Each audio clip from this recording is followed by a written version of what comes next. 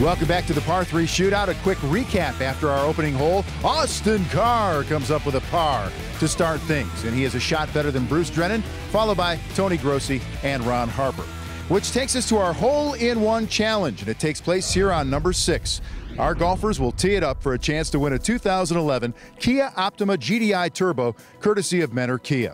The Optima GDI Turbo comes equipped with a 274 horsepower turbocharged 4-cylinder engine and gets 34 miles to the gallon. But the real story with the Optima GDI Turbo, the luxurious amenities on the inside. Heated and cooled front seats, heated rear passenger seating, voice command navigation, a backup camera, panoramic sunroof, and a premium Infinity sound system. I know, I've been driving it through the competition. Thanks to the good people at Mentor Kia, the Optima GDI Turbo valued at $29,850. And as long as I can hold on to that beautiful car, I will, Jimmy Hanlon. But we'll see what happens here on hole number 6. Take us through the plan of attack. You know, number 6, I think the biggest headache here at number 6, Vince, is the wind. It's swirling. At first it was downwind, now it's into the wind. 167 to the flag. Again, only 145 to the front. Bunker's right, Vince. That's where the trouble is. That's where Kelly Pavlik found his problems last year at the par 3 shootout. If you get him in these bunkers to the right with the pin to the right, we're in trouble. A little bowl in this green that it's tough to see. So if they hit it on the left side of the green, it's going to feed way left, and it's going to be a difficult putt. So to keep it up on that level on the right side is a huge advantage here today. All right, great competition so far through 1. We get to hole number 2. AC has the honors on the tee. All right, Vince, AC was between a 6 and a 7 iron. It looks to me like he's chosen that 7 iron. Probably a good club for Austin. You know, this is a pretty good pin for Austin. He plays the ball from left to right, which is a draw for him from his side, and he can start this out at the middle of the green and just turn it over to the flag, and he'll be real successful here. And just like I just drew it up for him right there, he starts it out in the middle of the green, turns it over a little bit. Ooh, just maybe a little too much right there. Missed the green, but he's on the right level. Vince, I actually think he's better off being there than he would be way on the left side of the green. 70 yards, cold, way above. And here is Bruce Drennan, who listed his first job out of college in broadcasting as a country western DJ. Can you imagine? There's not a lot of people in Cleveland that wouldn't like to hear that, at least for one day. My man like, it went in the hole. I said, ain't no way that ball went in the hole. It hit the flag stick too hard. Want to keep it down back there, please? A little common, you know, a little professional courtesy here. Oh, I'm sorry. You never Because played. believe me, when you're in your backswing, I can be a lot louder than you. My fault. 18,000 fans. You ain't ever seen that before. That's my fault. Ron Harper was talking to me, and I didn't think it was that loud, but rabbit ears. The antenna went up, and he took offense to it. And you know what? I've played with Bruce away from these settings, and he is a stickler for everything. He's called me for teeing it up in front of the tee, in front of the markers, the tee markers. So he is a stickler for stuff like that. It's getting a little testy here. A little chippy out here. You know, Bruce has 4. I think it's the right club. He's thinking about going to that utility, but if I was him, I'd commit to this 4 and hit it. Just a little bit quick there. Stop right there in the rough. You know, I didn't like Bruce's ball position there. It was really up there, Vince, way farther than I normally see him put it up there. And for him, you know, he has to move his lower body a long way to get to that. And, you know, I think Bruce thinks he made a bad swing there. Reality is I think he was set up to hit that shot poorly. Now, here we go again, Vince, here. Tony Grossi on the tee. He does not like to tee it up on the par 3s. Rick Manning forced him to do it last year, I think, is the only reason he did it. But, you know, he likes to sit it on the ground, find his little spot, and go at it. Well, Tony, as you mentioned, is one of those guys that's always looming. You know, he plays average scores, shoots in the 80s, yep, and he's a guy who can be dangerous in this competition. We saw that last year. He can. He's got 7 iron here.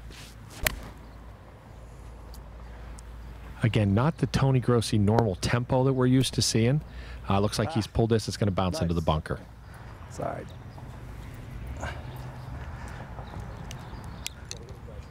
Good thing I like the sand.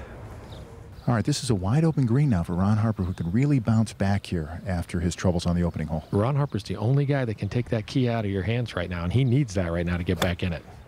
Good shot, Ron. Here, Ron. Ronnie's hit a pretty good shot here on the left side of green. the only player to hit the green, and he's going to work his way back into this competition. That ain't the same guy, But the news is, again, the Kia is mine, at least for another episode. Bruce, just similar to you being on the cart path, you know, this is like an extension, just like the cart paths here, the rocks. You don't have to stand on those. So you can actually take one club length from there, no closer to the hole, backwards, and take your close point of relief.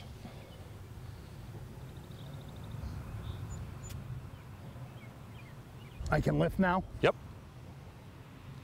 Put that tee right there at the end of the other one.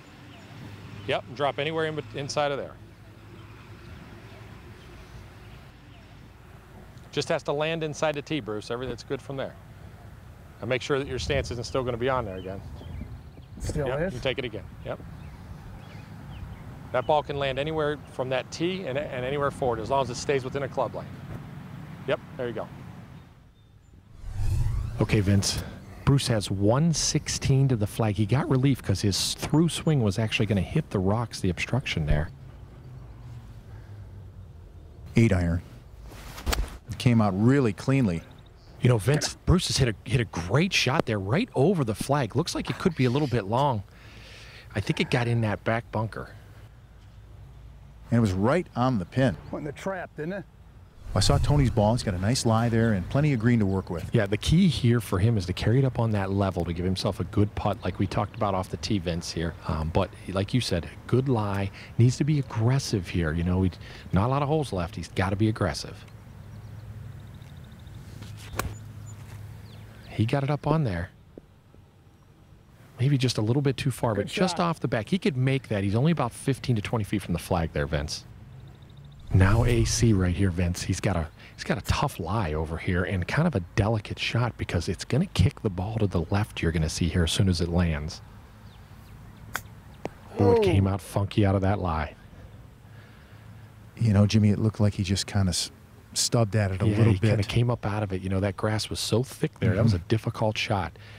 If he had if it was flat on the green there, I think he would have had a better opportunity just to pitch it. But try to get a little fancy. Now Bruce Drennan. Out of that back bunker. Bruce has had a little bit of everything so far in this hole and on the second hole. He kind of caught it a little bit thin. It's going to run to the front of the green here. It's going to roll off. Yeah, that was a tough little delicate bunker shot there, and looks like that club bounced on him a little bit there out of the bunker.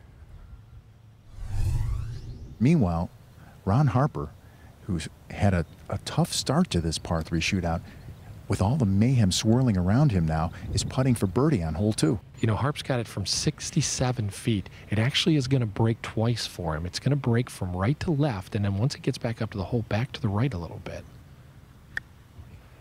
I don't think he quite hit it. He actually got it down over that swale there.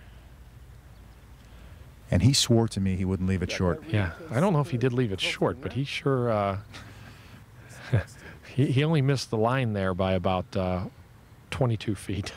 Okay, now here's Austin Carr, and this is his third from 46 feet. And after that opening par, you don't want to give it all back here now. Yeah, he needs to pop this, which he did. Out of that, a very nice play with the putter right here. Oh, and AC drops it for 3. How about back-to-back pars for Austin Carr? He almost got airborne there when celebrating with Ron Harper. Wow. Oh, how about that par right there, AC. Love it. Tony Grossi's going to try the same thing here. He's got to pop it out of this rough. A little more difficult shot here for Tony. It's going to be a little quicker. It's going to take off after the hole. He's played this very nicely too, though, Vince. That was a good play. Very nice touch. Yeah, it didn't look good after AC just knocked it in from about 50 feet, but good play. And now Ron Harper, and this would be for par. Ronnie just lost his focus on that last putt a little bit and let it get away from him over there, but be nice to see him knock this in. Oh, man, he's hit a good putt. He's got nice touch on the greens. If you watch his putter, you know, the pace of his putter stays the same all the way through. He's got his putting coach here with him, Bobby Scalise, and Bobby understands the putting stroke very well, and he's got him rolling it good. Meanwhile, here's Bruce Drennan, and this would be for triple bogey.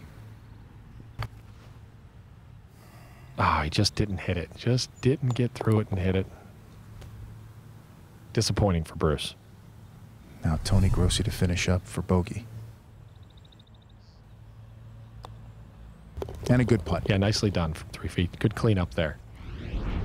All right, Bruce, half the competition's over. Not your best start. You know, we've watched you play golf here on the par 3 shootout in the past. You know, you're a great ball striker. You know, you work with that putting a little bit, obviously, but how do you keep your mind in it with 2 holes left? AC's jumped out to a lead, but as you've seen in this thing before, stranger things have happened. How do I keep my mind in it? I don't have to do the show today. That's a good thing. You know, this last hole, I'm in between 4-iron and the rescue club that you sold me for a very reasonable price. And I should have gone with the rescue. That wind was swirling, and then I get the benefit of that lift, and I hit 8-iron. I hit it right on the pin. I should have hit 9 and, you know, got in the trap, and then the rest is history. But, hey, when AC starts holding him, you know, the putt he makes on the first hole, and then he holds that baby, you know, he's blowing away the field. It was what you call a hit and hope.